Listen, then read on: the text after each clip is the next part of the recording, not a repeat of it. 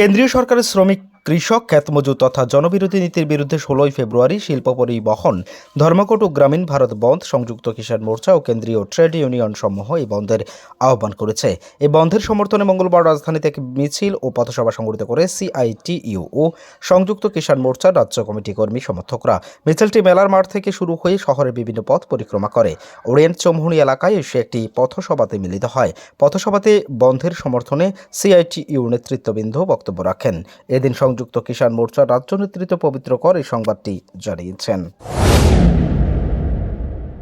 দেশের যারা অন্নদাতা এবং এই দেশের নির্মাণে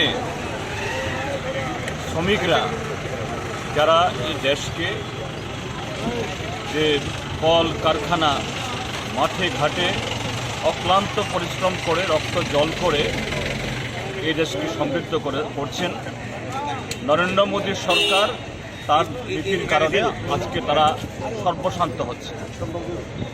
তার বিরুদ্ধেই এই দেশের সমস্ত কেন্দ্রীয় ট্রেড ইউনিয়নগুলি এবং সংযুক্ত কিষাণ মোর্চা, যে কিষাণ মোর্চার বছরব্যাপী সংগ্রামে নরেন্দ্র মোদী নতজানু হয়ে প্রতিশ্রুতি দিয়ে তাদের যে বছরব্যাপী ঐতিহাসিক আন্দোলনকে তারা ভঙ্গ করিয়েছিলেন, কিন্তু গত ২.৫ বছর চলে গেলেও এই নীতি মানেনি। সেই কারণে কৃষক এবং শ্রমিকরা আগামী ১৬ তারিখ এদেশে ধর্মঘট, শিল্প ধর্মঘট এবং এই গ্রাম বন্ধ রেখেছেন। তার সমর্থনে আজকের সভা এবং এখানে শ্রমিক কৃষকরা রেখেছেন।